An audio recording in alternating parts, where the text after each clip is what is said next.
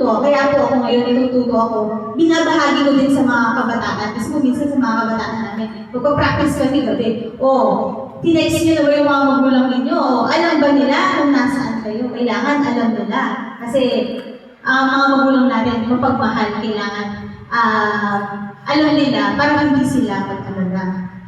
So, masasabi po natin na ang mga lumikha sa atin, mga magulang natin, ang Panginoon, mahal, meron silang pag-ibig, dahil Diyos ay pag-ibig, na umuwi din po sa dating 10 utos, 2 utos, na pag-ibig sa Diyos at pag-ibig sa kapwa.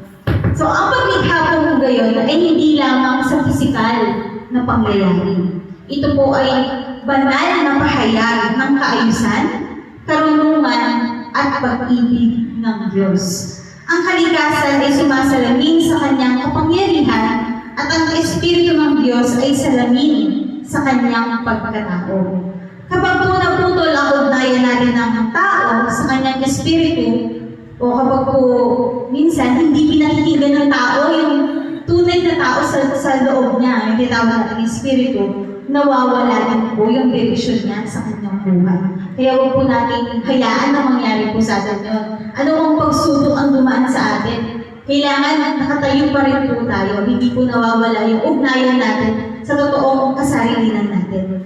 At kapag po sabi nga po, kung nawala yung ugnayan na yun, minsan nasisira yung kapwa natin at minsan pati yung kalikasan. Kaya din po minsan may tinatawag na, ayun, yung mga kapatid natin, nasisira yung kalikasan. Kasi minsan sa kagahaman, gano'n na nilang inaalis na nila yung kanilang moralidad. No? Kaya tayo po, sana huwag tayo gano'n. Ang tunay po na pag-unlad natin ay nagsisimula hindi po sa panlabas, kundi sa panloob na pagbabagong espiritual. At dito po natapos ang ating pagninilay sa isang hamon, no? Paano po natin pahahalagahan ang kalikasang ipinagkatiwala sa atin? Siyempre, huwag po tayong sumali din sa flood control. Isang lang po, patalastas. Paano din po natin inaalagaan ang espiritong kaloob ng Diyos sa bawat isa? Isa din po itong tanong, naiiwan sa ating lahat.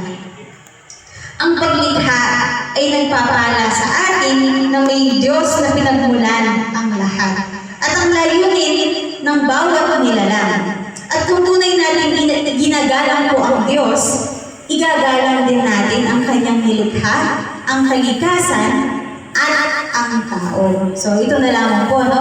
Maraming salamat po sa oportunidad na ito. Naway pagpalain po tayong lahat. Hindi kakain po tayo mamaya sa pang-material at sana mabusog po tayo sa pang-espiritual.